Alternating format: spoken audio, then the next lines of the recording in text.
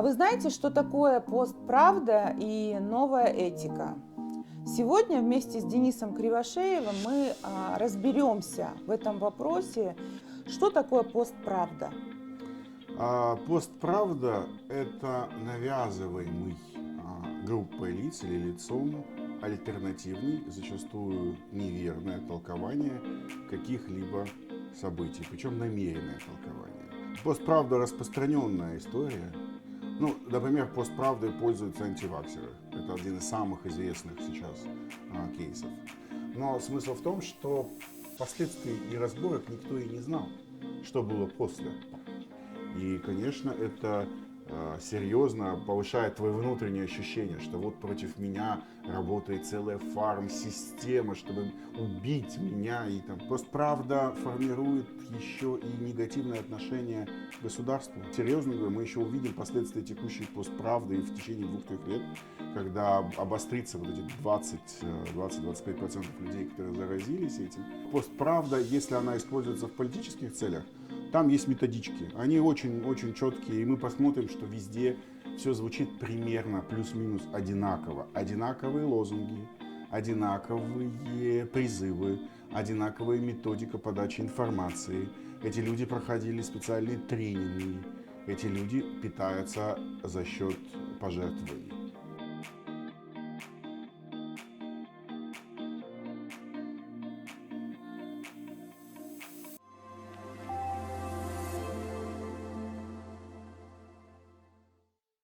А вы знаете, что такое постправда и новая этика? Сегодня вместе с Денисом Кривошеевым мы разберемся в этом вопросе. И я очень рекомендую досмотреть это интервью до конца, чтобы вы понимали, что такое манипуляции в информационном поле и как не стать жертвой провокаторов. Подписывайтесь на мой канал Азиза Шужеева, жмите на колокольчик и пишите в ваших комментариях, что вы думаете по этой теме. Если будут вопросы, мы обязательно к ним еще раз вернемся. Итак, Денис, во-первых, с терминологией разберемся, с понятийным аппаратом. Что такое постправда? Постправда — это навязываемый группой лиц или лицом альтернативный, зачастую неверное толкование каких-либо событий, причем намеренное толкование. Когда используются одни и те же, в принципе, факты, но подача этих фактов имеет совершенно иное для событий значение. Постправда — распространенная история. Ну, например, постправдой пользуются антиваксеры. Это один из самых известных сейчас кейсов. Ну, давай вот прямо кейс разберем. Да, давайте попробуем. Давайте вот прямо по вот этой вот повестке, которая сеет вот эту панику касательно вакцинации. Да? В чем заключается здесь элемент постправды? Ну, вот смотрите, берутся, предположим, какие-то научные исследования. Знаменитое исследование, которое потом было разбито, уничтожено через разные журналы, кто это смотрел, об аутизме при прививках. Это была известная история, когда ученый, взяв определенное количество средств у фондов, выдал на гора заключение, что вот эта процедура прививки приводит к аутизму. Потом, конечно, это все разобрали, выяснили, и он был лишен, по-моему, лицензии даже. Но смысл в том, что последствий и разборок никто и не знал, что было после. Все знают только вот это утверждение, которое разошлось просто мгновенно. Ну, заголовки, да, получается. Вот они все их помнят, и, соответственно, сейчас, когда приходит время какой-то очередной пандемии, вытаскивают из загашника это ученые, исследование этого ученого и говорят, что вот смотрите. А когда спрашивают, ну было же, потом они говорят, ну вот мировой капитал, мировое закулисье, там, проводники 5G, я не знаю, там все что угодно, всякие аллигаторы в виде человека, ну мы говорим, что только там не говорится, они вот заплатили мировому сообществу, чтобы оно дезавуировало гениальные исследования великого ученого. То есть вот это и есть чистой воды просто правда. То есть никого не интересует на самом деле, что было за. Всех интересует удобная для понимания, простая в обсуждении идея, некий посыл, что вот прививки это вредно.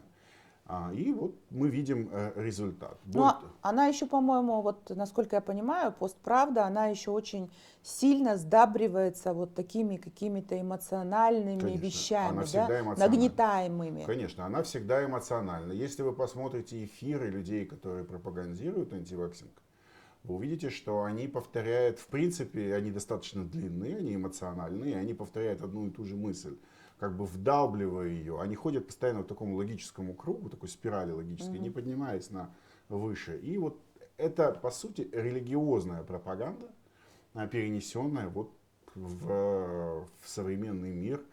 Ну, что может быть глупее, чем говорить о вреде прививки, как сказать, сращивание прививки от коронавируса и вируса 5G. Ну, то не вируса, а там, технологии 5G. Да. Но они совершенно никаким образом между собой не связаны, эти технологии, никак. Да, они же связывают это с облучением. Да, они потом говорили, что какой-то нанометаллы находятся в этой прививке, их видно. Чипы можно внедрить. Но это очень удобно. Почему это удобно? Почему это съедается? Я пришел для себя, во всяком случае, к выводу, что человек в современном мире чувствует себя не просто беспомощным, он чувствует себя лишним. Большинство людей чувствуют себя лишними. Почему? Страхи? Это страх, классический страх. Страх боязни неизвестности? Да даже не неизвестности. Просто нас так много, так высока конкуренция, мы так ничтожны. Там есть примеры великих взлетов типа Маска и прочего. И есть там вот та группа людей, которые никогда не выбьется из вот этой серой массы, что даже ощущение того, что кто-то может задумать против тебя заговор, что ты участвуешь, вот ты стал жертвой вот этого какого-то всемирного заговора, делает тебя, как сказать, чем-то необыкновенным или кем-то необыкновенным, понимаете? И, конечно, это серьезно повышает твое внутреннее ощущение, что вот против меня работает целая фарм-система, чтобы убить меня, и там, это же глупость. Это с точки зрения экономики даже глупость, а я не говорю, что с точки зрения логики. Ну вот смотри, как мы видим, такими потребителями массовыми этой постправды являются не только люди, скажем так, с невысоким уровнем образования, но и достаточно образованные люди. Я вам как пример То есть это такой психологический, как психоз общий. Это во-первых, образованность это мифология. Тоже вид мифологии. Я почему хочу сказать, что самый известный ученый, один из самых известных ученых не современности, а там Ньютон, Исаак Ньютон был, в общем-то, очень религиозным человеком и очень агрессивно религиозным человеком. Это известный факт, я думаю, никого этим не удивить. Поэтому знания в одной отрасли, глубокие знания, не делают тебя образованным человеком, не делают тебя широкомыслящим человеком, и не делает тебя человеком, способным критически мыслить. Вот в чем проблема. Мы подменяем профессиональные знания интеллектом. Ну, то есть мы думаем, что если ты имеешь какие-то навыки... Ну, если ты имеешь там международные сертификаты в области бухгалтерского учета... Да, то ты интеллектуален. Или, например, если ты медсестра, то ты понимаешь в медицине. Ну, вот там же самый распространенный у антиваксеров, там, что мне медсестра сказала, что от вакцины умирает, и вот эти передающиеся бесконечно легенды городские, это, конечно, достаточно серьезно. Но по большому счету люди не понимают, что как раз их поведение приводит к смерти. Не то, что государство или там фармкомпании, якобы, которые пытаются на них заработать, они приводят к смерти. Нет, их поведение приводит к смерти, оно убивает. И мы еще увидим последствия, я вам серьезно говорю, мы еще увидим последствия текущей постправды в течение 2-3 лет, когда обострится вот эти 20-25% людей, которые заразились этим, они обострятся, и это люди, которые не будут прививать своих детей от кори, не будут ставить... Это уже серьезная проблема. Я вот проводила прямой эфир с доктором медицинских наук, которая сказала, что на сегодняшний день в Казахстане из-за вот этой всей шумихи вокруг вакцинации 208 тысяч детей ходят с освобождением от вакцинации по национальному календарю. То есть она прогнозирует, что после того, как у нас закончится коронавирус, у нас начнется коклюш, у нас может начаться полиомиелит. Дифтерия, полиомиелит, все, что Полиомиелит, потому что полиомиелит уже появился на Украине. Все-таки беженцы из Афганистана, которые не прививались вообще от полиомиелита, они его уже принесли, и там уже было зарегистрировано несколько случаев заражения именно местного населения. Но вы знаете, в этом смысле мы очень грустно шутим. Чем больше антиваксеров, тем меньше антиваксеров. Поэтому мы понимаем. Но люди, которые придерживаются этой теории, должны понимать, что они убивают, пусть они убивают себя, это нас мало волнует, но они убивают беспомощных, это собственных детей. И не получить прививку чаще всего, возможно, повышает шанс ребенку не дожить до возраста, когда он мог бы принять. Во-вторых, они ему отрезают будущее, потому что, например, во многих странах мира без прививки не пускают на обучение. И если вы не покажете календарь прививок ребенка, ну, если даже человека взрослого поступающего не покажете, что он прошел календарь, есть вероятность, что его не примут, не дадут ему документы на обучение или там на визу, на долгую обучающую визу. И это проблема. Постправда формирует еще и негативное отношение к государству чаще всего. Ведь за этим находится вот этот вот совершенная неприязнь к государственному институту. Недоверие государственному институту. Более того, создается чаще всего лидеры, так скажем, движений, условно их так называть, использующие постправду, используются для достижения дестабилизации в любом регионе. Мы знаем, что в основе последних событий в Украине лежали общественные объединения, связанных с борьбой с насилием. Они дестабилизировали обстановку, они говорили о том, что государство не способно справиться с насилием, они создавали невероятный информационный шум о якобы взвинтившегося количества, резко возросшего количества преступлений на сексуальной почве и так далее, так далее, так далее. Ну вот смотри, Денис, все равно у постправды есть свои бенефициары. Конечно. То есть она выгодна. Те, кто ее говорят. Да. Нет, те, кто говорят, за ними же тоже какие-то стоят силы. Они дают механизмы, конечно. Это, вот смотрите, это всегда, что такое постправда, если она используется в политических целях, там есть методички. Они очень четкие, и мы посмотрим, что везде все звучит примерно плюс-минус одинаково. Одинаковые лозунги, одинаковые призывы, одинаковая методика подачи информации. Эти люди проходили специальные тренинги. Эти люди питаются за счет пожертвований. А людей, это все очень, я еще раз повторяю, это очень близко к религиозному. То есть ты думаешь, что за вот этими движениями, которые раскачивают ситуацию в Казахстане, стоят люди, которые просто нацелены против государства? Да, то есть они работают на подрыв доверия к государству Казахстана, в Казахстане. Они пассионарны, в первую очередь. Они очень активны, до безумия активны. Они работоспособны. Это параноидально настроенные люди. Это с расстройством психики люди. Это чаще всего мошенники в большинстве своем, у которых либо есть близость к криминальному, либо было криминальное прошлое, либо родственники криминальные, либо что-то еще. То есть это, вы посмотрите. То есть некая аферистичная составляющая. Да, конечно, но для этого нужно для того, чтобы стать лидером движения, основанного на постправде, нужно быть очень аферистично настроенным человеком. Очень аферистично. Я понимаю, что сейчас там начнется, но я могу сказать точно об этом, что все лидеры организаций, так или иначе, связанные с постправдой, они либо имеют криминальное прошлое, каким бы то ни было способом, либо, так скажем, либо склонны к этому, потому что их либо обвиняли, например, соратники в каких-то преступлениях. Вы посмотрите, если вы увидите там, некоторые общественные движения, там же прям люди уходят из движения и обвиняют своих бывших соратников в достаточно серьезных преступлениях. И в мошенничестве, и в пренебрежении законами, и прочим.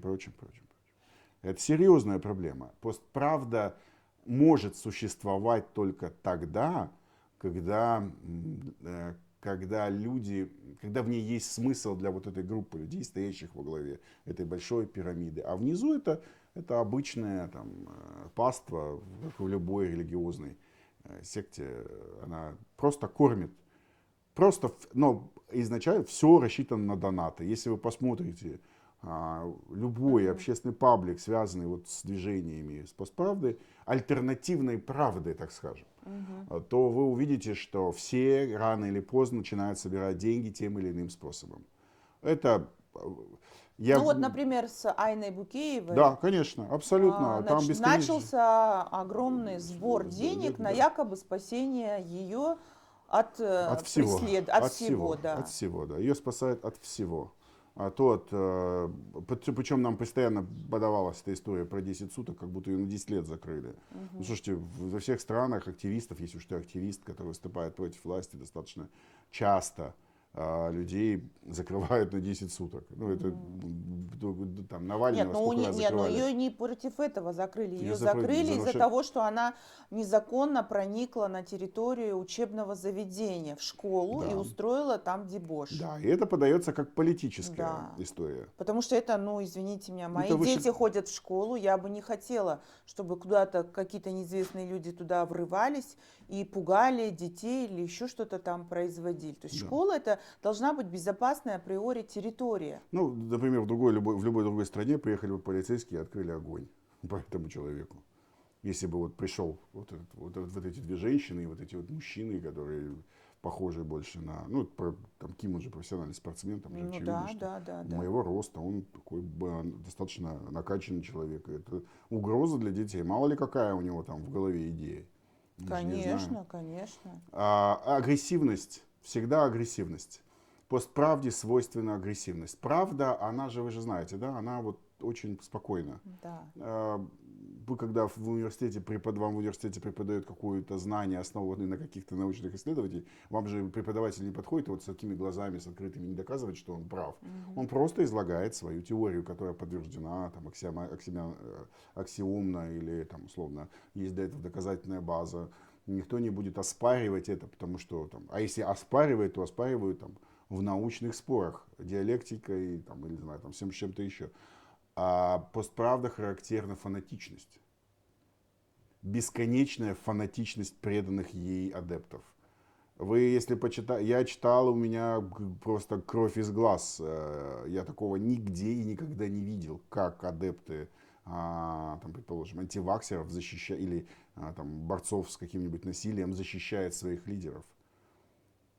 Просто это что-то из ряда вон. Это оскорбление, бесконечное оскорбление. Есть, да. Буллинг. Это даже не буллинг уже. Там даже буллинг рядом не стоял. Это прям полноценное оскорбление. Люди пользуются тем, что использование левых аккаунтов, целая группа. А это ботов. Вопрос, да, откуда бы, да, откуда бы деньги на такое? На ботафермы. Вот это вот как раз история. Я изучал внимательно, когда я писал про Бакиеву, изучал внимательно тех, кто комментирует, и я видел огромное количество аккаунтов, которые вообще ни одной фотографии нет в Инстаграме. Но это бесконечно. То есть, получается, они проплачивают ботафермам? Ну, возможно, или, возможно, сами их формируют. В этом же нет ничего сложного. Создать там несколько десятков аккаунтов или несколько сотен. И при этом, будучи пассионарным и активным, что означает, создается ощущение у людей трезвомыслящих, что реально все так думают. А если еще и поддерживают в некоторых случаях СМИ, которые беспардонно берут новость, не разбираясь там ни с чем, и просто ставят ее на свои полосы, то это вообще становится каким-то некой новой нормой. И люди трезвомыслящие, они начинают задаваться вопросом, а может и правда мы что-то не понимаем. И вот тут важна смелость гражданского общества, той самой образованной части. Это вот такой, объективно, мы к Стругацким там подходим, помните, да, трудно быть Богом. Вот там вот очень хорошо эта модель прописана, когда значит, представителям института показалось, что на планете, возможно, зарождается эпоха Возрождения. Да? У нас не показалось, у нас она прошла, слава богу. Но вот если появляется группа людей, активных, уверенных в себе, образованных, способных выносить оскорбления, буллинг, вот это все, которое направлено на то, чтобы поддержать трезвомыслящих, научно ориентированных, способных делать правильные или непоспешные выводы, забеспокоящиеся о своем здоровье, я не знаю, как в случае с антиваксерами, и так далее, способных объяснять методично, способных организовываться, способных выстраивать отношения с государством, потому что это очень важно в случаях борьбы с постправдой, то появляется альтернативное мнение, и мы видим, как гаснет, как наука побеждает мракобесие. И вот лучше, я честно скажу, нет ничего лучше вот этого кейса, примера победы гражданского вот этого гражданского объединения, где объединились... Это какой кейс? Я говорю про Рахима Шакбаева, про Динара Саджан, я говорю про всех, кто объединились, прививайся. Вот этот кейс, мы благодаря этому смогли, во-первых, преодолеть существенный барьер по прививкам взрослого населения. Мы гораздо больше привили людей, чем, предположим, в России и вообще в СНГ, в странах, а иногда и в европейских странах. У нас не случились забастовки, как это происходило условно, в той же Вене или Италии, или, Вене, имеется в виду, Австрии, Италии и так далее. У нас не случилось противостояния существенного между государством, потому что вовремя выступило гражданское общество и поставило, так скажем, противовес вот этой вот мракобесию. А в России пока этого не получилось. В России побеждает я так чувствую, побеждает Маша Шукшина. Абсолютно непонятный для меня феномен. Почему вдруг актриса стала лидером движения антиваксеров? Я-то понимаю почему, потому что забытая актриса, ставшая лидером целого движения, завтра это там потенциально... И потом у них, по-моему, там... В семье достаточно много было скандалов, и она они такие, на этой почве, почве, на этой почве. На хайпе, да. Но я поддерживаю в этом, и тут вот должно подключаться государство. Вот когда уже оно рано или поздно должно подключаться. Буквально на днях я был, значит, на межпартийной встрече в парламенте, Нигматуллин организовывал. И там вот обсуждалось взаимодействие, и там у нас было, так как мы представители гражданского общества, у нас было право задать вопросы. Я их задал. То есть один из вопросов звучал таким образом, что мы опаздываем с законотворческим процессом, за вызовами. И в частности, я говорил об антиваксерах и вообще о постправде как таковой, потому что она в общем, помощь обычным людям должна быть со стороны государства в правовом поле. Чем вот пользуются антиваксеры, когда подают вот эти иски бесконечные на Бекшина, на всех? Тем, что дырки в правовом поле. Мы должны их быстренько закрывать, чтобы не показывать, чтобы не было такого. А вот видите же, нет такого, мы не обязаны носить маски. Это все выдумки санврача. Никто же не говорит о том, что буквально там, год назад парламент делегировал полномочия по созданию защитных мер непосредственно Министерства здравоохранения для того, чтобы сократить барьер, временной барьер. Вот это, что они выписали постановление, оно принимается там на уровне закона. Мало же кто об этом знает, а на самом деле оно есть. Так вот, очень важно правильно выстраивать противодействие. И тут выходит государство и говорит: ок, ваши рекомендации. И мы вам говорим, что вот смотрите, чтобы победить постправду, нам победить нужно в первую очередь тупых врачей. Вот прям взять и победить. Тупых медсестр, тупых врачей. Что мы делаем? Мы начинаем людей, которые уличены в пропаганде антиваксинга, врачей, мы лишаем диплома. Потому что человек, который, условно говоря, с дипломом врача вещает, он вызывает априори какое-то доверие. Слушайте, да, он вызывает доверие, с другой стороны, это вопрос к его образованию. Ну, то есть ты к чему учился, извините, 10 лет, что ты потом берешь и преподаешь, и говоришь о вреде прививок. Ну, то есть это же вообще из ряда вон. Надо лишать научных званий за мракобесие. Вот прям откровенно делать закон против мракобесия. Ну, не знаю, как его там назвать, но вот лишать. Дальше. Гражданство, там, ввести законодательно право на гражданские ограничения, если происходят вот такие катаклизмы. А это серьезный катаклизм. Ну и так далее. То есть нужно, там уже должно государство подтягиваться, чтобы человек, который участвует во всей этой борьбе с постправдой, он чувствовал. То же самое касается других вещей. Послушайте, у нас год назад вокруг насилия, якобы растущего насилия, а по статистике показывает, что никакое насилие у нас не растет, а более того, очень важно показать, что оно сокращается, оно как таковое. А если мы сравнивать будем с другими странами, я даже не про СНГ говорю, у нас еще очень и очень хорошая ситуация и по отношению с гендерным равенством, и по отношению, правда, гендерное равенство у нас намного лучшая ситуация, чем в половине стран мира, а то и в большей Не, части. ну это смотря с кем сравнивать. Не- Конечно, если с Афганистаном сравнивать, Слушайте, то, конечно, у нас хорошая конечно, ситуация. но мы же, извините, и не Австрия, и я хочу напомнить, Не, что... ну мы не Австрия, но мы по гендерному равенству сильно упали, Денис. Это уже тоже такая достаточно доказанная вещь. Ну, я буду... По представленности женщин в разных местах и так далее. Ну ладно, сейчас не будем в это углубляться. Но это тоже вопрос трактовки. А хотят ли, первое, а хотят ли сами женщины? Вот вопрос. Если хотят, ну, пожалуйста. А если не хотят, то не хотят. В Советском Союзе вообще было все равно. Ну, в смысле, все равно было. Да. Ну, не все же женщины мечтали стать... Да нет, там была очень хорошая представленность женщин везде. Если брать, как наши жили мамы и бабушки, и на каких они были позициях, и что сейчас как Я бы тоже из Советского трактуется, Союза. да, это совсем разные вещи. Нет, Денис, я знаешь, что хотела здесь сказать? Вот тот же, например, те же вот эти все митинги по земле. Это же тоже полностью искаженная правда, потому что никто не собирался иностранцам никакую землю, ничего не продавать. У нас очень много искаженной правды. Самый главный человек, который искажал правду всегда, и кто этим пользовался, например, это был Мухтар Аблязов. Человек вообще мастер постправды, один из лучших. Ну, он и шахматист, он очень хорошо понимает, как правду трансформировать в нужном направлении, как выдернуть какие-то куски из, так скажем, из потока информации и превратить это на свою пользу. Вот смотри, Денис, вот что касается постправды и участия государства, да, здесь очень такая серьезная дилемма возникает. С одной стороны, сегодня постправда блокирует все реформы. Стоит только какую-то реформу начать, выходят какие-то крикуны, все извращают, не буду даже Ахократия последние начинается. кейсы говорить, там, по электронному правительству и так далее. И все это превращается в какой-то сумбур, и они пытаются любую грамотную реформу заблокировать. Да. И, соответственно, Используя социальные сети. используя социальные сети, правительство, боясь, значит, начинает откатываться назад. Это вот как бы такой вариант. И я согласна, что здесь государство должно и общественные институты как-то должны вмешиваться. Но с другой стороны, не получится ли так, что если мы все зарегулируем, то у нас, как мы говорим, от свободы слова останется только одно название?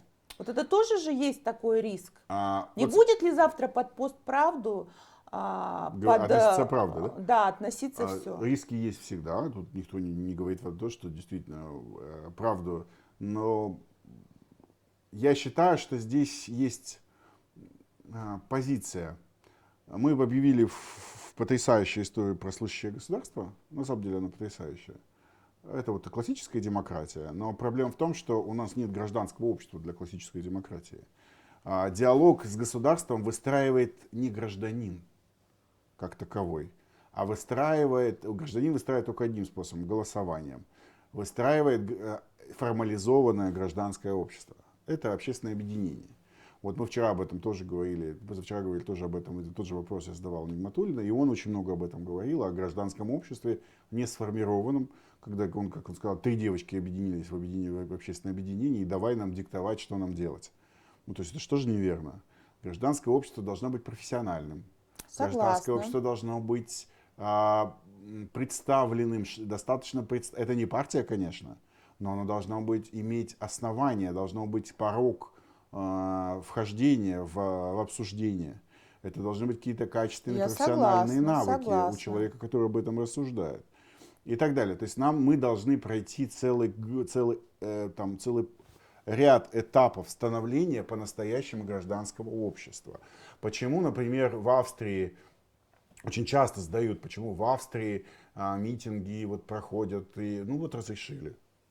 Ну что мы видим с вами? Ну, разрешили митинги. Единственные митинги, которые запрещены, это митинги, ну я и понимаю, государство в этом смысле абсолютно законно запрещенное политическое движение Мухтара Аблязова, вора, преступника, убийцы и так далее. Человек, который пользует политическое движение для защиты своих интересов за границей. Да и глупо было бы не запрещать такие. Ну и во всех странах мира существуют организации, чьи манифестации запрещены.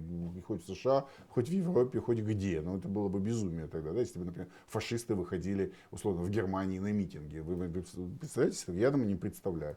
Или в Израиле, там где-то еще, да? Нет, есть страны, где фашисты выходят на митинги, Есть. но это вот мы говорим про другое, там это другая ситуация. А так митинги, ну и вот разрешили. Ну вот оппозиционеры, там, условно говоря, там что-то выходит там на площади в Алмате, около Академии наук, очень много выходит. Да немного выходит, потому что у нас нет гражданского. На самом деле у нас есть крик. Здесь даже Вы не правильно обязательно сказали. вопросы к митингам. Нет, это очень серьезный показатель. Поверьте, если человек не готов пожертвовать своим временем, прийти на митинг и высказать поддержать своих лидеров, то это никакие не лидеры. Надо, вот то, о чем я сказал и говорю последние месяцы уже, и всем абсолютно, надо перестать слушать социальные сети. Порог вхождения в социальные сети очень низкий, ответственность низкая. Лайкнул и пошел, не погрузился ни во что. А мы пытаемся эти лайки перенести в какую-то плоскость чуть ли не голосования. Слушайте, еще раз говорю, люди недалекие, они не способны переваривать большое количество информации в массе своей. Они легко подвержены манипуляциям, а иначе бы у нас не было проблем с банковскими мошенниками. Мы видим бесконечно эти все вопросы. Просто сумасшедший рост преступлений, связанных с банковским мошенничеством. Не банковским мошенничеством, а с мошенничеством на банковской системе. Да? Я имею в виду вот эти все перечислили 10 тысяч и так далее, в продаже этих несуществующих машин и многое другое. Люди очень подвержены этому влиянию. И, соответственно, когда государство почему-то вдруг начинает слушать какую-то тетку, которая мошенница, там, я не знаю, которая врет и которую десятки раз ловили на этой лжи, откровенной лжи, которая стравливает между собой людей, которая призывает к иллюстрациям, совершенно неоправданным, которая рассказывает альтернативную правду, которая никакого отношения не имеет к действительности, когда страдают люди, которые невиновны, а это есть факты доказанные, ну прям доказанные факты. Вот огромное количество людей было обвинено, и они были невиновны, которые предлагают расправляться с семьями. Даже если человек виновен, предлагает расправляться с их семьями. Это что вообще происходит? Ну вот теперь вопрос хороший ты задал. Почему государство слушает? Вот давай государство. Не просто какое-то там, вот, например, парламент. Мне недавно попал список экспертов, которые работают по законодательству, по внесению изменений по закону по правам ребенка. Там были такие фамилии, от которых я просто чуть не упала. Одна, значит, которая эзотерикой занимается, продает какие-то красные кошельки, значит, и учит девочек, что если вы это купите, вы будете богатыми, вешает им откровенную на уши лапшу. Из-за того, что у нее 1 миллион подписчиков в Инстаграме, она сидит в экспертах в этой рабочей группе. Другая одна, тоже тетенька, юристка, мастер постправды, которая как раз-таки, когда депутаты подготовили закон о профилактике бытового насилия, там ничего такого не было. Там в законе было расписано компетенции госорганов.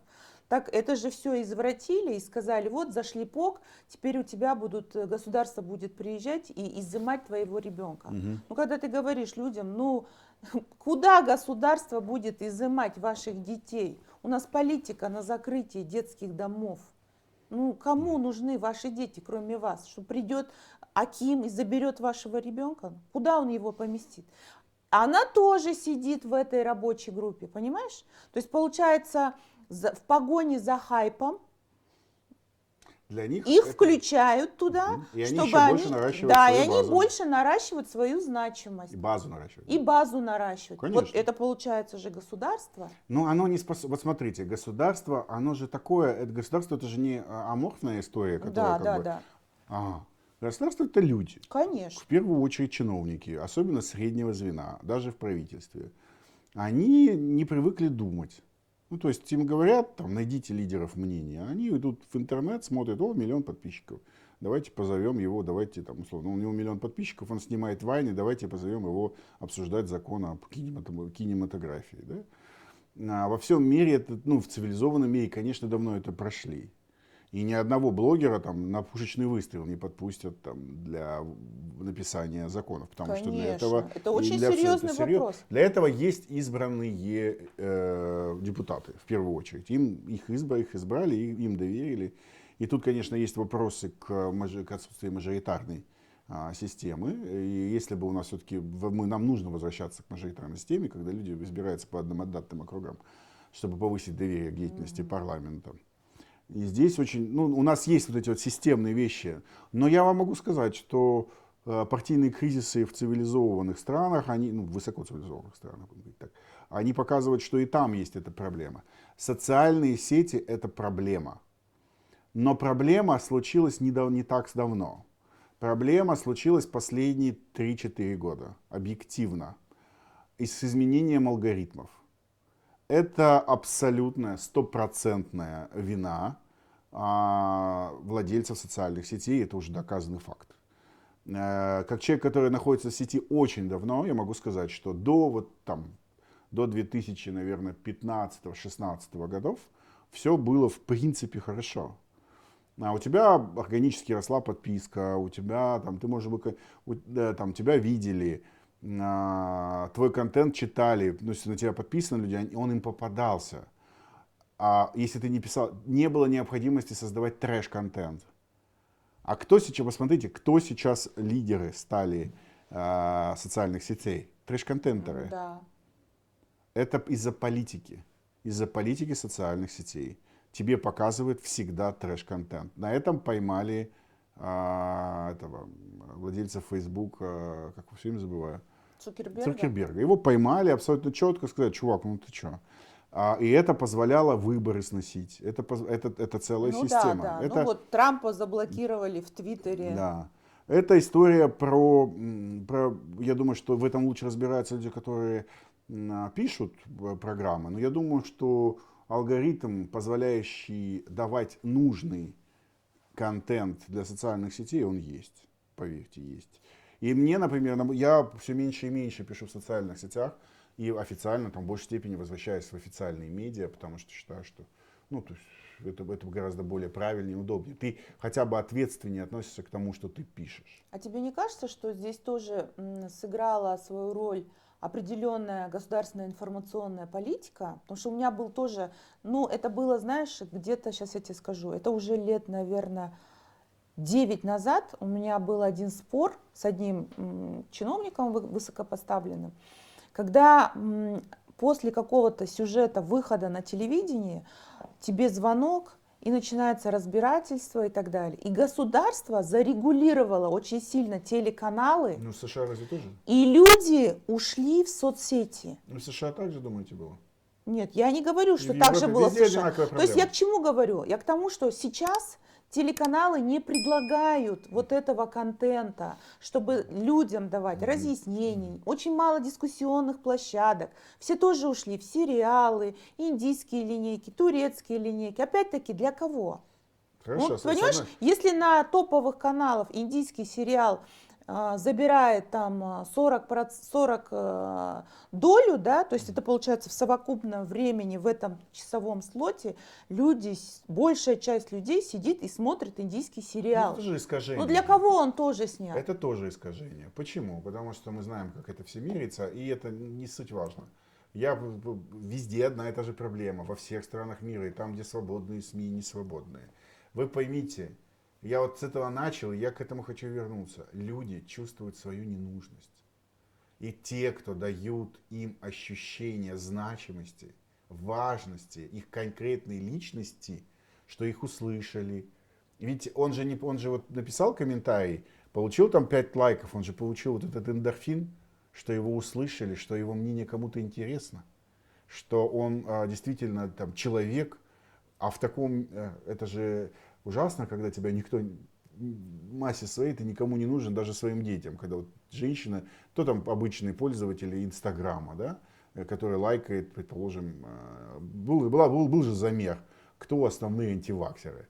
Там, комментирующая, это женщина 35-45, ближе к 50 годам. Это значит, соответственно, с семьей, у которой уже проблемы, там, возможны, там, уже не лады там, в семье, не лады с детьми. Она чувствует себя, по большому счету, психологи же замеряли, она чувствует себя не совсем нужной. Значит, ей нужна социализация, она не социализирована. А тут на тебе. Ох, можно об этом говорить. Или, нашли общего врага. Да, общий враг. Или, чат, в домовой чат. Да, особенно в больших домах. Это же это прям центр. Да. Вот где трэш на самом деле начинается, трэш-контент. И вот она, человек, у которого есть куча времени, потому что она ничего не делает чаще всего, или там очень глубоко не задействована, она погружается в эту тему, и у людей, и тут же вопрос в социальных сетях, почему говорят, кто громче орет. Угу. Вот в этом и есть смысл. Кто чаще появляется, кого вытаскивает Facebook по своим алгоритмам наверх, тот кажется правым. А ведь это нет, это искажение. Ну вот как показывает практика, антиваксеры это искажение. Если смотреть на социальные сети, например, на Инстаграм, антиваксеры все. Все купили себе как их называется, сертификаты по прививкам. Все там, а посмотреть, 8,5 миллиона человек привитых, это 75% взрослого населения. Ну там тоже надо еще разбираться хорошо, с фальсификацией. Хорошо, можем разбираться с фальсификацией, Да. сколько угодно, но вы же не думаете, что половина фальсифицированных? Ну я не знаю. Я считаю, что исходя из уровня снижения заболеваемости, и это не связано по большому счету с падением, мы видим, что в принципе могло бы расти, то близкий к коллективному иммунитету начинает образовываться. А это потому, что часть привита, часть переболела. Достаточная часть для образования полноценного, или недополноценного иммунитета, она появилась. И как, например, или с другой стороны, как только какому-то течению или какому-то утверждению появляется внятная, аргументированная позиция, которая способна противостоять ей, люди начинают задумываться, и те лидеры, которые проталкивают свои постправные теории, они начинают сдуваться понемножку. То есть их меньше лайкают, они меньше интересны. Ну, потому что потом появится какая-то новая информационная волна. Завтра, может быть, там примется какая-то реформа, и пошли. Да. Но она уже будет, эти люди будут перестраиваться, а люди, когда перекидываются из темы в тему, это видно по многим лидерам так называемого общественного мнения, особенно там в последнее время, когда они превращают свою ленту из целенаправленно, они начинают репостить, у них не хватает уже времени, они начинают там задействованы быть более глубоко в каких-то процессах, времени не хватает, денег на профессиональных ведущих лент жалко и так далее. И вот они начинают припостить, размывая ценность информации, которую они подают, и от них отворачиваются их адепты. То есть они перестают быть интересными. Вот, хорошо, давай теперь резюмируя все, что связано с постправдой. Что нужно сделать? Как управлять людьми, как вообще управлять государством в условиях постправды? Какие шаги вот со стороны государства, со стороны общественности? Вот я такие мнения тоже как-то писала, тоже столько критики хапнула. Я говорю, вот есть институт омбудсменов, очень хорошо развивается. Есть такое понятие медиа-омбудсмена. Но у нас, к сожалению, на нашем информационном поле среди журналистов, среди СМИ такой уважаемой, саморегулируемой организации нету, общественной, которая бы могла бы, ну, как бы классифицировать и говорить, вот это как бы правда, вот это Это тоже постправда. будет постправда, по сути. Ну да, это тоже будет. Но в любом случае, все равно должны быть какие-то якоря, которые могут как-то сортировать все это. Я считаю, что в основе борьбы с постправдой лежит правильно сформированная система подачи правды, как ни странно. И тут вопрос огромный к моим коллегам, которые вытаскивают на первые полосы и ведут, например, даже в первое время по-серьезному решили разговаривать с Инной Бакиевой. Как она вообще появилась? Там реально ее звали на интервью на телеканалы там, или на какие-то... Слушайте, ребят... Ну, они же в погоне за рейтингами и Конечно. хайпом. Это же Конечно, деньги. Конечно. И тут мы ничего не можем сделать. Тут, к сожалению, есть главная проблема. Деньги будут желтость, деньги будут там кликабельные заголовки, они будут рулить. И тут вопрос, какое количество людей обожжется вокруг этого. То есть, если мы говорим о том, что нужно время, чтобы люди обожгли, не просто обожглись, чтобы люди столкнулись с этим. Они раз попадут, два попадут, три Ну, попадут. они уже, это уже... Ничего это же страшного, такой мир. Ну, смотри, рынок земли Обожаю. не развивается. Соответственно, инвестиции в агробизнес не приходят только благодаря тому, что многие прогрессивные нормы были заблокированы. Ну, вот первое. Закон о профилактике бытового насилия был заблокирован. Опять-таки, благодаря этим товарищам. Эти товарищи перешли теперь на антиваксерную повестку. Не так давно, вон какой развели, там, я не знаю, ОР про информбезопасность. Ну и так далее. Ну пусть... Ну то есть, ну мы же развиваться не будем как общество, согласен. понимаешь? Я вам хочу сказать только... Что мы тогда свою жизнь на откуп дадим вот этим вот товарищам? Ну, смотрите, общество заслуживает той повестки, которая оно заслуживает. Ну, как бы это ни звучало. Если мы не способны отделять постправду от правды и действительно быть трезвыми, и у нас нет... мы пасуем, большинство вдруг пасует под пассионарным меньшинством, мы получаем новую реальность. То, о чем вы тоже хотели поговорить, это вот новый культурный код. Да. Мы пасуем перед меньшинством, потому что мы слишком толерантны. Мы считаем, что меньшинство априори почему-то право, или нам некогда. Мы считаем, что мы большинство, и нам некогда. И вот я думаю, что человечество, оно идет к тому, что большинство рано или поздно либо станет пассионарным в достижениях каких-то целей, либо его превратят в меньшинство. Это тут вот прям однозначно. И это вот такой цивилизационный путь. Он вот такой. И мы ничего с этим не можем поделать. Единственный выход, на мой взгляд, он один. Это правда. Правда, еще раз правда. Ну, то есть наука. Выход во многих вещах — это наука, статистика как наука, наука как источник правды, как источник аксиом, как источник доказанной правды, и все. Ну, остальные... Ну, а все-таки вот в Америке есть при парламенте комитет по этике, который того же Цукерберга не раз там заслушивал, да, вот последние были слушания. То есть, может быть, тоже какой-то нужен такой орган, ну, я не знаю, но кто-то же Для этого должен быть парламент выбран не по партии, и не только по партийности. То есть парламент, по сути, должен быть очень прогрессивным органом, который все равно должен подтягивать население куда-то вверх. Да. Сенатская комиссия, например, у них есть... Нет, наверное, не парламент, вы говорите про сенатское, все. Сенатская комиссия по этике. Да, сенатская комиссия. Потому что парламент у них партийный. Да, а сенат у них избран... при сенате, да. У нас у них он избран тоже. По нашим сенаторы, да. И они избираются там от каждого округа, поэтому они влиятельные. Ну, там сенаторов побольше, их там получается. Ну, они на разные тематики там проводят заслушивания, приглашают. Нам нужна трансформация для этого, конечно, безусловно, трансформация нужна парламентской системы. Почему? Потому что, ну, объективно, мы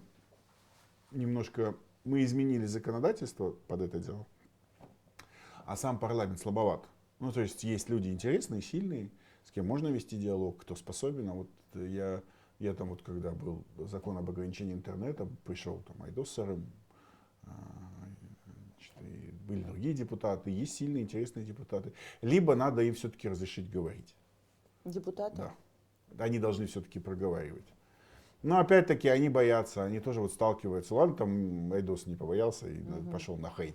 Сказал, да идите вы все. И тут вот вопрос устойчивый. Тут тефлоновости вопрос, потому что большинство людей не понимают, что критика в интернете это не то же самое, что критика в жизни.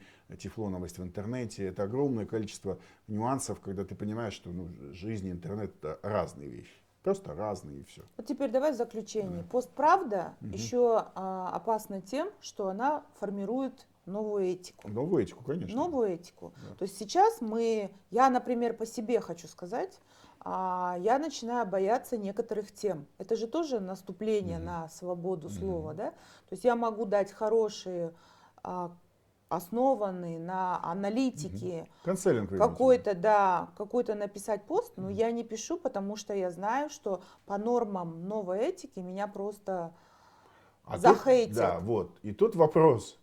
Хорошо, это же мы перенесли в интернет наши страхи, сформированные в первобытном общинном строе. Ну, прям совсем. Человек же стадное животное. И мы перенесли в интернет это все. Ну, то есть мы вдруг начали бояться, что если нас хейтят в интернете, то всю жизнь кончилась. Да поверьте мне, это вот и есть тефлоновость. Да плевать. Вот когда все переходит из интернета в жизнь, вот это опасно. А вот сейчас я могу сказать, что огромное количество кейсов, когда интернет-споры, они перетекают в жизнь. А законодательство, к сожалению, к этому не готово. Например, тебя могут затаскать по судам бесконечно, объединиться группой лиц и подать на тебя по разным абсолютно. Вот у тебя с ними в интернете спор по каким-то темам, и они тебя начинают там условно. И этот спор, он большой, там разные аргументы, там, разные силы. И вдруг на тебя подают 5 заявлений. Разные люди, участвующие в этом процессе, просто там по разным статьям. Ты понятно, что это отнимает время. Ты можно проиграть, все это не имеет значения. Проиграл, выиграл, это все ерунда. Но это отнимает время. Вот это плохо. Вот и насколько сейчас мы идем к тому, что мы будем регулировать интернет, и вот тут возникает проблема, насколько это будет отнимать времени в жизни. С одной стороны, чем больше это будет отнимать времени в жизни, тем меньше будет людей, которые рискуют. Потому что я, например, наказывал уже нескольких людей за прямые оскорбления. Прям по 131 статье. Там жесткие оскорбления, я просто вытаскивал. Я об этом не писал никогда и не говорил, я просто выходил. И когда в суде мы разбирались, я ему говорил, извинись. Извинись просто. Ты меня назвал плохо, оскорбил, потому что ты в глаза мне это повторить не можешь. Потому что большинство людей в глаза то, что они пишут в интернете, повторить не могут никогда. Потому что то, что они пишут, это от безнаказанности. Это от того, что они не могут дать в морду.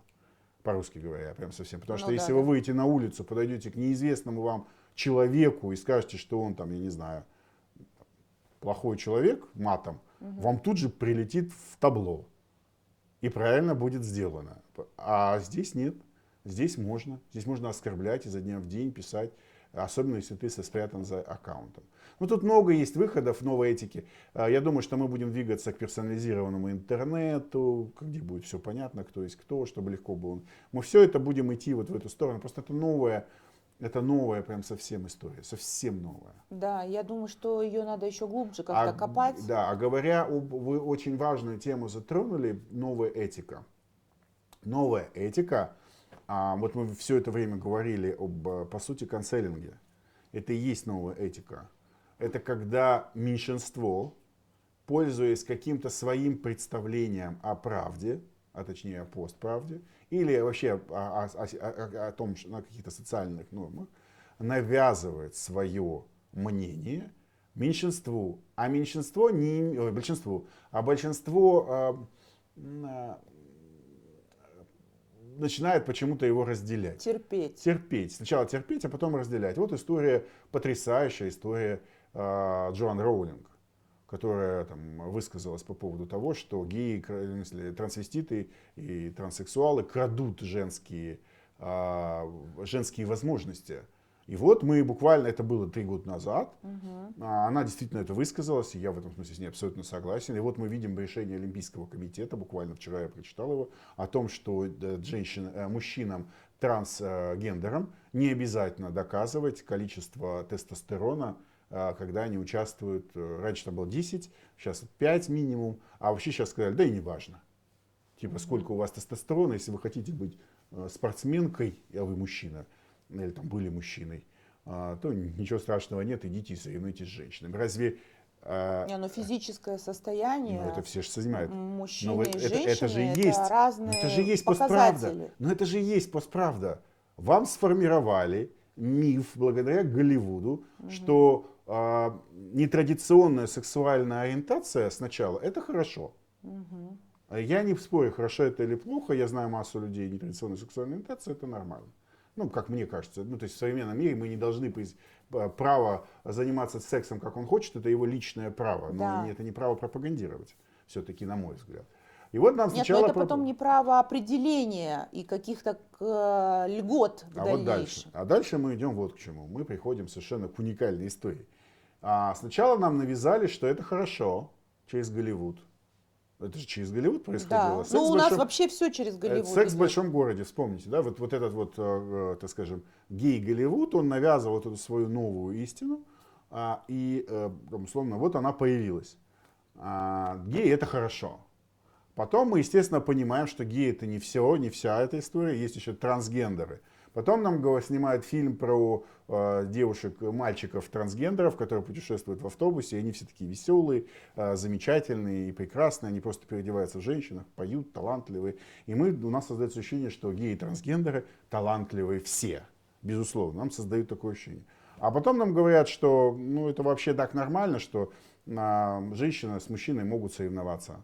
А он априори сильнее, это физически. Слушайте, Ну да, конечно. человек, природа, как бы то мы ни хотели, что бы мы ни говорили, создала мужчину и женщину. Создала в разными определенных физическими целях. параметрами. Да, в определенных Да. целях, с определенным путем эволюции. И сейчас мы пытаемся благодаря канцелингу, а именно благодаря канцелингу это делается, потому что если ты против этого, тебя начинают выключать. То есть тебя поливают грязью, ты не как было с Джоан Роулинг. А в конце концов появляется то, что мужчины крадут, а вы говорите о равенстве, мужчины и женщины. Вот оно, где неравенство мужчины и женщины формируется за счет новой правды, новой реальности. Мы говорим о равенстве, не в равенстве именно в конституционных правах и Так возможностях. вам говорят, вот конституционные права. А чем не конституционные Возможности. права и возможности? Право на занятие спортом это одно, а Да. право, извини меня, участвовать Тоже. в олимпийских чувствует соревнованиях себя женщиной. определяет Олимпийский комитет. Нет. Он определил. если вот он определил определил. все. Да. А он как определил? Он вправе чувствовать себя мужчиной или женщиной. Это его личное право. Все. Здесь вопрос к Олимпийскому комитету. Потому что мы говорим о том, Это все что новая реальность. необходимо... Хорошо, окей, спортсмены. Теперь давайте вернемся к Голливуду. Вот это новая реальность абсолютная по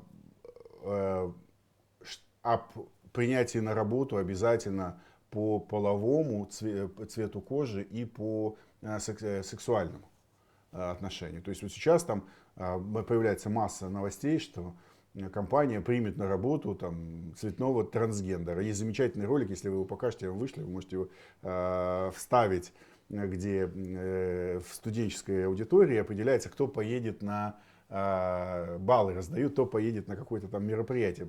Если можно, вставьте его, посмотрите, очень, очень будет смешно. И там побеждает не потому, что он талантливый, а потому, что он гей, он там азиат, он там, условно говоря, что-то еще. А по теме-то он и вообще у него аутичное расстройство, по-моему, там какое-то. И вот он поедет на Олимпиаду только потому, что он такой. То есть мы вообще просто развернули все понятия благодаря социальным сетям. Вот это и есть постправда, вот это последствия постправды. что вдруг оказалось, что быть геем это правильно. Что мускулинная модель поведения, которая испокон веков была единственно спасительной для любой семьи, она неверная. Что роли мужчины и женщины изменились, и мужчина вообще ни на что теперь не имеет права, по сути. Он же вообще ни на что не имеет права, он даже говорить не имеет права. Почему? Ну, потому что вы предпочитаете новую Европу, новую США. Нет, ну да, ладно, это мы говорим Это когда, да, мы не про нас не говорим, про мы говорим, нас, да. но это дойдет сюда. Очень Нет, скоро ну а дойдет. кто правильно? А теперь хорошо, тогда встает вопрос, почему Голливуд рулит сознанием нашим? Извини меня. Тут вопрос тогда, а где наша информационная политика?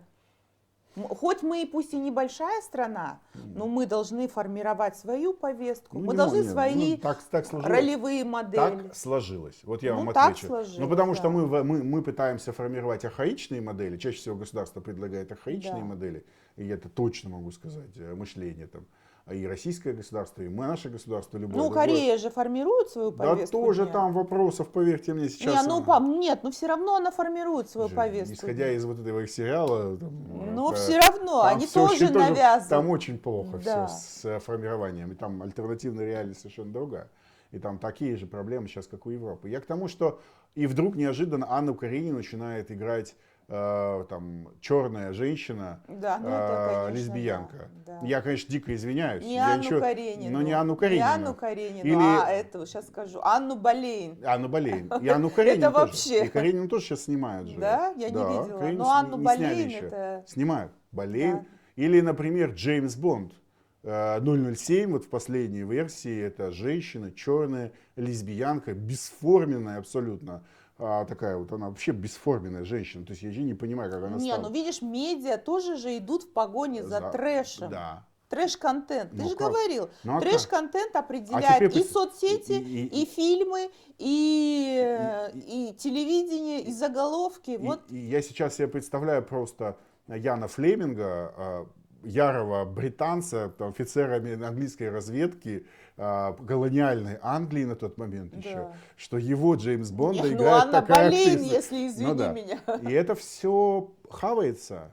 И дети считают это нормальным. А еще идет ухудшение, еще более страшное ухудшение.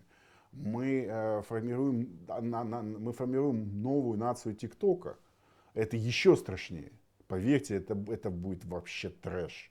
Что будет через 5 лет, мне даже сложно представить. Если вы увидите лидеров ТикТока, кто собирает больше всего?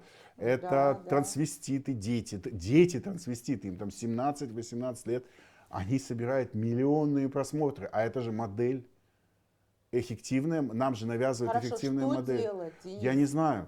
Я тоже не знаю. Никто не знает, что делать. И переболеем ли мы этой болезнью? Не, ну должна быть все равно, Слушайте, должны быть люди, хорошо, которые что-то да. должны Я думаю, что делать. в конечном итоге нам просто отключат интернет. Потому что другого выхода не будет. Ну вот прям Но не будет. интернет невозможно отключить, Почему? там бизнес. Почему? Не, ну как, Ну, почему? я вас умоляю, все возможно. Да нет. Есть разные. Не, ну теории. конечно, безвыходных ситуаций нет, я тоже вот сегодня дома снимаю, да. Но- Но как бы все равно Смотрите. есть экономика, которую уже очень Какие сложно тренды, отключить. вот смотрите, какие тренды рулят? Вот сейчас Да, я, давай.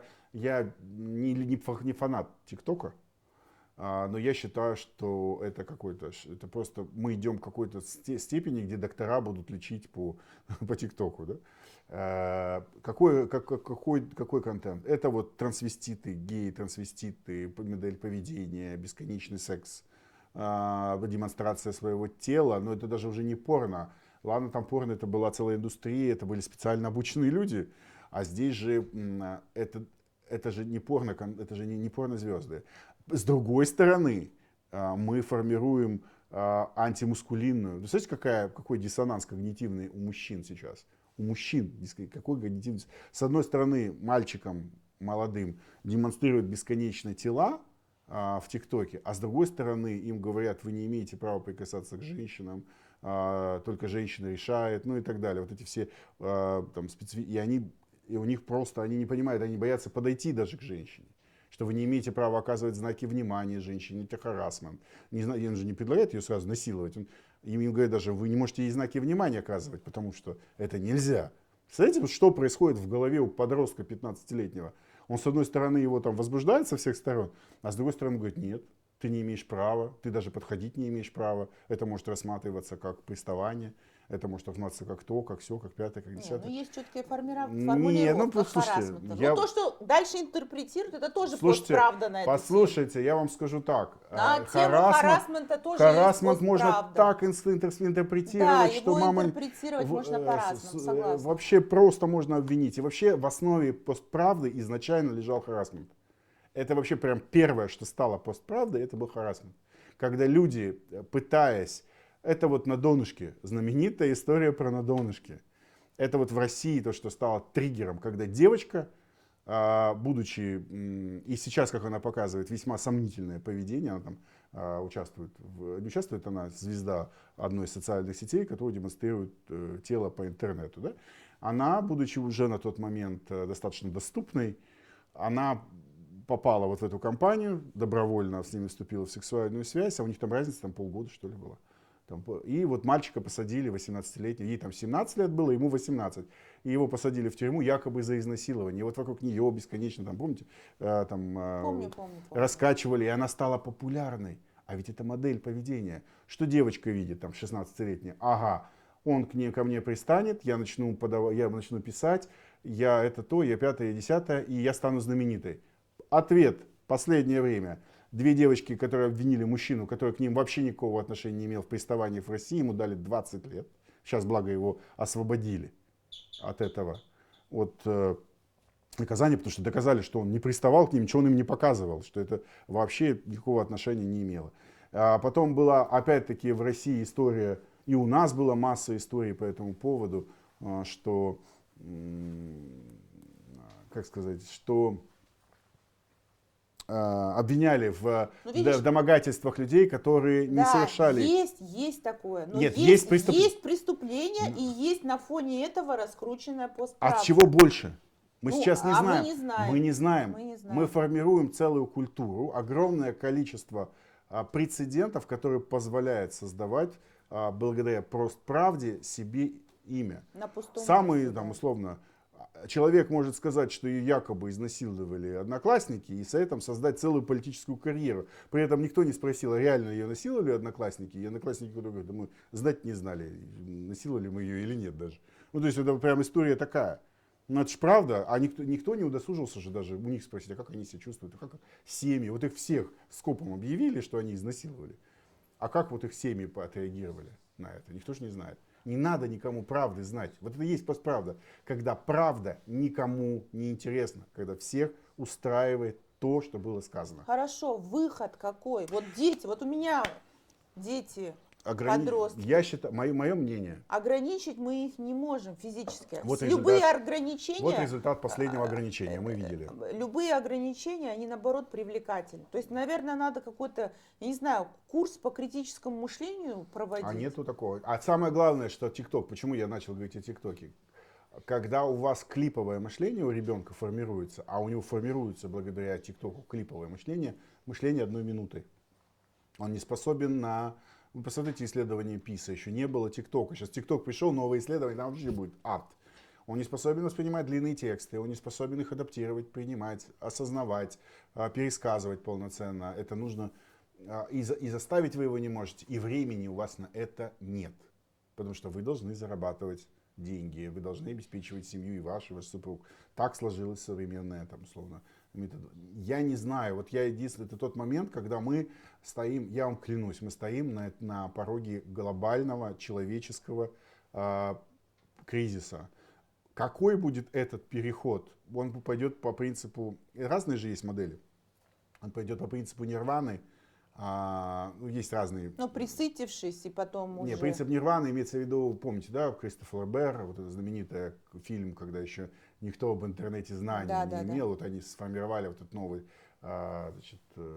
новую реальность, показали, как это может быть. Знаменитый фильм, еще сейчас мало кто видел, к сожалению, но вот он первый, кто показал вот эту как пойдет развитие игры, идти, вот это все, да. Или мы пойдем по принципу гениального фильма «Первому игроку приготовиться», да. Может Да. быть, туда пойдем, да, и тогда мы увидим вот ту картину, Либо у нас, да, будет либо мы жизнь в да, виртуальности. виртуальности и полная разруха у Да, большинства, да, там, да, условно, да. которые живут там в Ну, невероятно плохих условиях, но имеют доступ там, в да. виртуальный мир. Мы не Два знаем. параллельных мира. Да, а есть богатые, которые на этом живут, и у них есть, как не в Вавилоне, господи, Да, там да. чуть ли не своя станция есть на космосе, где они там живут и кайфуют. Там, условно, мы не знаем, как пойдет это все, но я могу сказать, что мы на грани перелома, и вот появление меты, как источника вот новой реальности, я не знаю, сколько там пройдет времени, но немного совсем, и мы можем понять, что мы придем к рабовладельческому строю, как в Египте, как было там в Месопотамии, ну везде вот этих вот там рабовладельческом строе, но только в сети и все. Если мы сейчас не одумаемся все, если взрослые вот из этой постправды не выйдут и не поймут, что надо что-то, в общем-то, делать, то дети будут плохо образованы, а они уже плохо образованы. Они не способны будут отделять правду от неправды, они будут верить лидерам мнений, которые за деньги, там, за донаты готовы будут говорить любую абсолютно чушь, вплоть до того, что прививки там, вживляет вам чип 5G и прочие вещи. Мы будем формировать обвинения в преступлениях, исходя из настроения социальных сетей, потому что вот это вот Рим будет такой, типа лайк или дизлайк, да, то есть казнить или помиловать и так далее. Вот это все вызовы. Как их решать, у меня нет ответа. Правда нет, его ни у кого нет. Ни даже, если честно, когда я узнал, что там условно они все задумались в свое время, когда вот несколько лет назад мой товарищ приехал из Силиконовой долины, он говорит, что они все задумались о последствии там, наступления великого момента на прихода интеллекта, да, искусственного интеллекта. Офигенная тема, потому что при появлении искусственного интеллекта ну, там 90% людей вообще не будут нужны. Потому что он сам будет решать задачи, сам будет ставить перед собой решения, сам будет моделировать, рисовать, контактировать, ему вообще ничего не нужно. Ну, рисовать-то еще может быть ладно, но все остальное, Будет типа, не, он будет рисовать, но и создаст то, новая что создаст этика. человек. А с учетом того, что но- мы видим, как формируется новая этика, вот так, как она сформирована, это же вообще ад будет. Если появится еще сейчас искусственный интеллект, это будет ад. Просто ад адский. Я даже не могу себе представить, во что превратится интернет, если сейчас вот появится система, которая позволит отключить людей от интеллектуального труда. А она же еще способна будет просчитывать там, новые машины, создавать и так далее. А постепенно, получается, и от физического труда. Вот мы останемся там, с 8 миллиардов человек, которые ничего не могут. Начнется война миров. Да.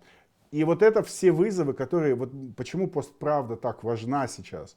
Почему так важно всем задуматься? Почему, например, я бью по этому поводу? Почему я призываю там, антиваксеров там, хотя бы в нашем Казахстане остановиться? Это все маленькие детальки одной большой новой реальности. И если мы сможем хоть чуть-чуть хотя бы помягче войти в это дело, мы никуда не денемся. Если вот так человечество пойдет, мы не сможем ничего сделать в противовес.